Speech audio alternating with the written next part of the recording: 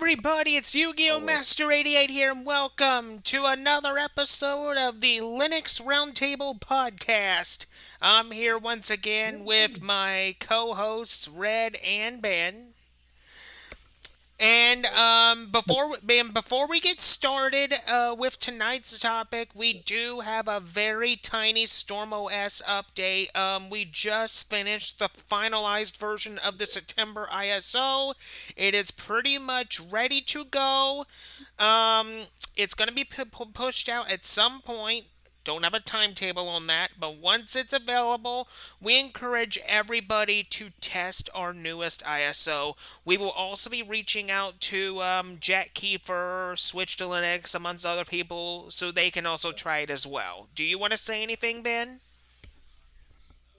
Yes.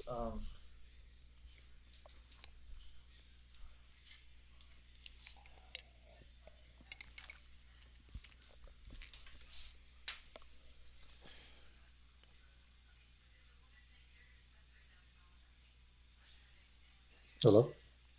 One sec, guys. I gotta type Sorry. Sorry about that. Okay. Yeah.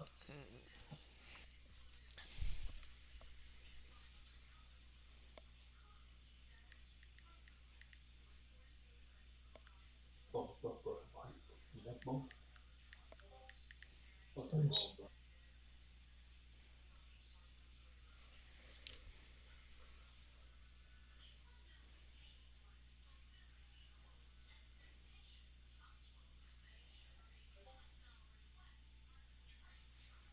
Oh. All right. So I've copied them. Okay. All right. Yeah. You want to say anything, Ben, about the latest ISO to everybody? Oh, yes, yes. Hmm. We have some new icons courtesy of Red, and we have a new background, the whole shebang, and a bunch of pre-installed app images like KeyPass.c for password management.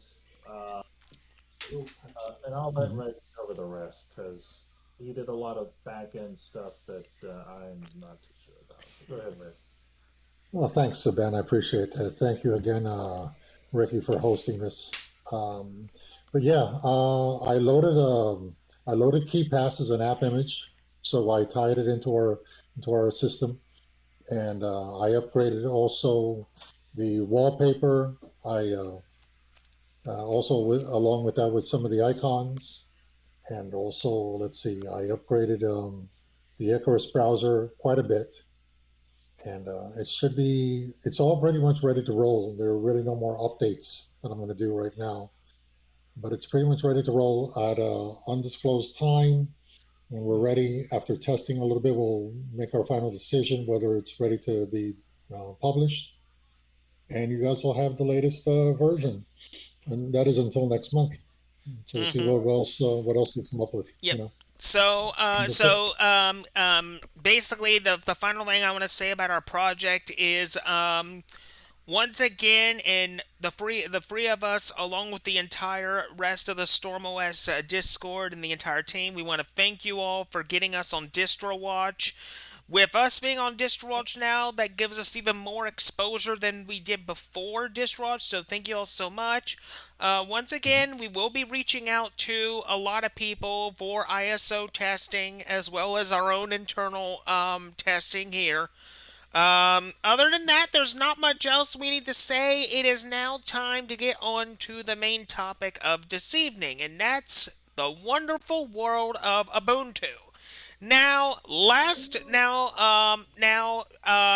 Before I get into this, the first episode of the Linux Roundtable Quest, I still haven't uploaded yet. It will be uploaded eventually, so keep a lookout for that.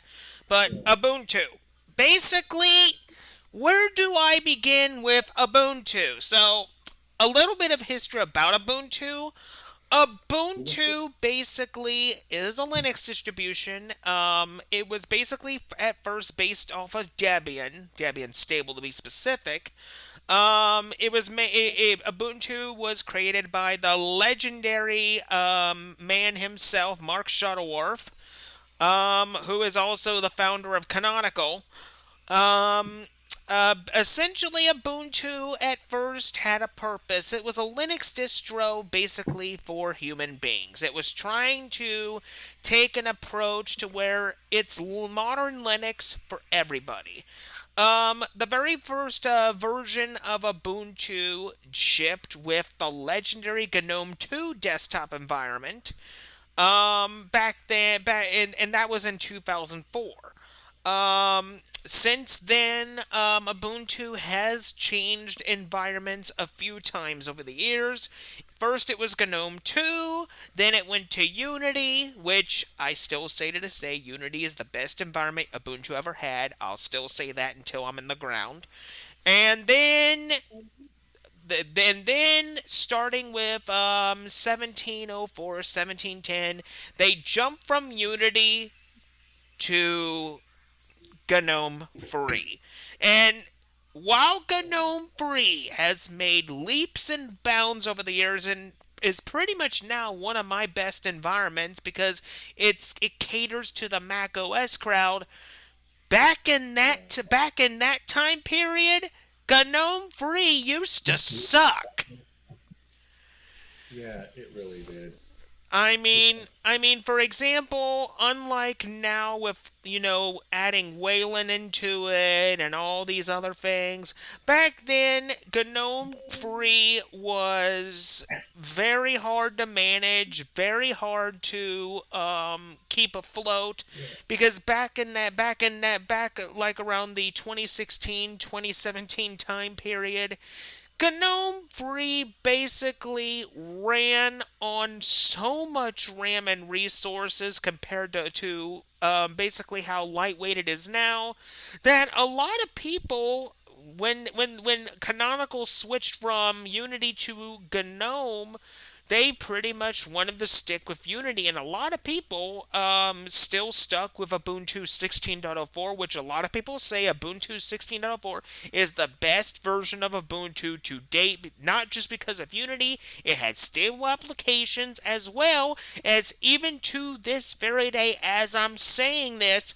Ubuntu 16.04, even though it's old now, and even though it's classified as deprecated, you still can have a modern web browser on Ubuntu 16.04. Yeah, I don't have your signature. So essentially, that's a little bit of history of Ubuntu.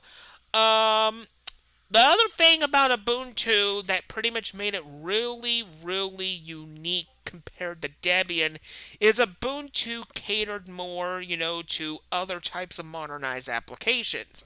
There was at one point in time where basically I don't know when Ubuntu did this, but they implanted Amazon.com into the Unity toolbar. I To can what tell you when that happened. you can. I think it was in the 14.04 release, if I'm not mistaken. I think